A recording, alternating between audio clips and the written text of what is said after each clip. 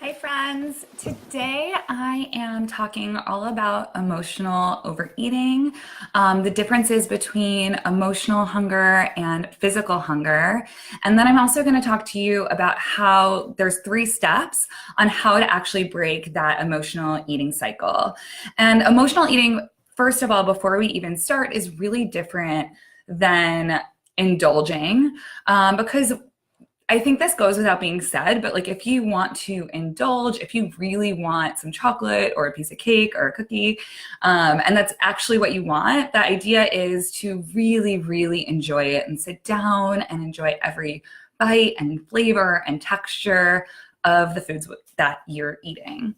But the difference between the intuitive eating piece, what I just described, and really like allowing yourself to indulge, and emotional overeating is that emotional overeating tends to be in response to an emotion, but it also tends to give us like the feelings of guilt and regret around food also. And so that's not great. That makes us develop like not a wonderful relationship with food. And so that's exactly what I am talking to you about today. And so the difference between the physical hunger and emotional hunger, I think that we all kind of know that feeling of physical hunger. It starts to creep in, starts gradually after we go a few hours without eating any food. It's that emptiness feeling in your stomach, and it's usually satisfied when you eat. And the way that I like to think about that like physical hunger piece is if I want to have some roasted vegetables, and that like would actually be satisfying for me. I know that that's coming. That's like I'm physically hungry and that I need to eat food. And the thing with the emotional hunger is it's usually in response to emotions. It's usually when we're negative, like when we're sad or we're stressed or feeling lonely. It could be a celebration. Some of us celebrate with food and overeat. And then sometimes we're trying to avoid feelings that we're having, and that can lead to overeating also. And so the idea is to really understand like what's going on for you and what's causing that emotional eating and that emotional like gravity towards food. Because the thing is that no amount of food when we're eating from an emotional place will actually satisfy our hunger. And so what actually does is listening to our higher needs and listening to what our bodies actually need. And that really is what will satisfy us in the long term. And so the reason that this like emotional eating can become a habit is because we learned earlier this month. And if you haven't seen it, go ahead and watch the first video as part of this like sugar, metabolic health, emotional eating month that I'm hosting. And so I'll go ahead and post the YouTube link in the comment section in case you missed it. But sugar makes our brains feel really good.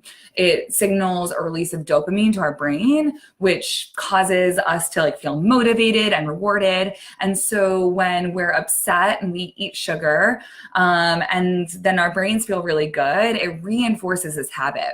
But the problem with the emotional overeating piece is no amount of food will ever satisfy it. And so that like high, that dopamine high, that endorphin release that we get from eating certain foods only lasts as long as the food does.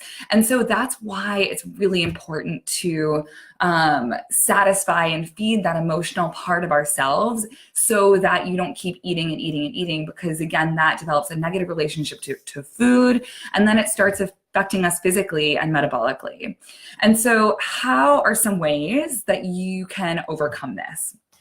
So I have 3 steps for you in order to really, really think about, okay, like, do I want to be having this? And if not, like, what can I do instead? And what are some tools that I can equip myself with? So the first thing is building your awareness around your food habits.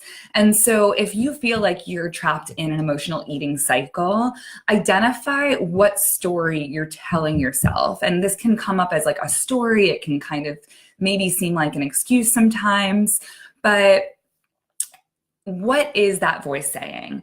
Is it because you're overwhelmed and you're overstressed and that you feel like, you deserve to have the chocolate? Are you sitting on your couch and eating out of a bag of potato chips or popcorn because you just like need to turn off and you had a really stressful day and you just need that space and that mindless eating piece of it? And so the second step, so once you have the awareness, and I say this lightly, but like building the awareness is really, really hard, right? And it can be difficult to do. And so just take some time, as you move through your day, just to almost like witness. And you can start asking yourself, like, why, like, why did I go for the bag of chips right now? Like, do I really want it? And so that's a really, really good question to ask yourself. And if not, what's that story that's happening? Okay. Step number 2 is asking, does that belief and does that story actually hold true? And so we have like our emotional minds and our intellectual minds. And so when we're thinking about our relationship with sugar, like, we like to make those stories. We like to make those excuses. They run deep, inside of our culture and our history and our childhood. But when you can ask yourself, like, is this the truth? And will food actually make me feel better? You're starting to call in that conscious brain. Right. And so it's almost like calling BS on yourself, because in reality, like, eating chocolate won't make you feel any less lonely, right? It just kind of perpetuates those feelings. And so asking yourself, like, is that really true? Do I really deserve to have, sugar because I had a stressful day? Which actually brings me to number 3. So if that's not true, like, sometimes you'll just want to eat it, right? Which brings me back, like, the first point, what I was talking about. If you want to be having the sugar, enjoy every bite of it. But if you don't, and you know that it's not actually going to make you feel better, the third step is thinking, what actually will help you feel better? What will be a supportive activity or thing that you can do for your own self? And so an example of this is, if you're feeling really stressed out, what can actually help you feel more relaxed, right? And so if it's not a bar of chocolate, maybe it'll be like a bubble bath. Or maybe it's just you laying on your floor and staring into space, listening to a guided meditation, or doing a little bit of active breath work for yourself. If you're feeling upset, right, what will help you spark a little bit more joy, right? Because as we know, just having sugar will bring you just joy for as long as the sugar lasts. And if you're feeling guilt or stress or blame, or you're blaming yourself because you're having that later on, it's not actually helping you feel less stress. It's actually contributing to that. So if you're upset, what will help you bring you more joy? This might be picking up the phone and calling a friend, or popping over to someone's house and spending a little bit of quality time with people that you love. That's actually one of the best ways to spark joy. That actually helps to increase dopamine, which is that motivation neurotransmitter, and oxytocin, which is your bonding neurotransmitter. So that actually has a lot more benefits. If it's not talking with a friend, maybe it's listening to some, like, your favorite music and like having a little dance party right by yourself, and jiving out a little bit. I even had a client once who, this is something that we were working on together, and she loved, she had a home trampoline, and she would just like jump on her trampoline, blast some music, and just like jump around for a few songs. And it brought her, like, she was so happy after that. So sometimes just like an energetic shift and moving your body can be a really great way to like shift that experience.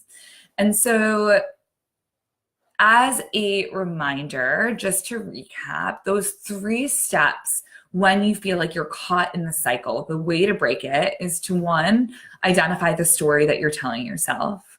2, asking yourself, is that story holding true, and will food help me feel better? Which creates a little bit of space and helps you make that decision from a more conscious perspective. And the third thing is asking yourself, if this isn't going to support me, what will actually be the most supportive thing? And so, if this resonated with you, if you're struggling with food and sugar and overeating, I highly encourage you to sign up for my free 10-day sugar challenge. If you haven't taken it yet, it's actually 10 days of an email a day. And so there's really like literally no attachment whatsoever.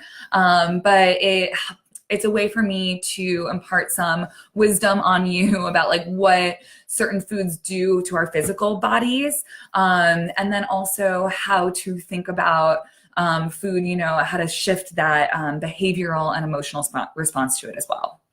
So that's it. If you guys have any questions whatsoever, please feel free to pop some questions in the comment box, and I will definitely answer those. All right. It was so nice chatting with you guys.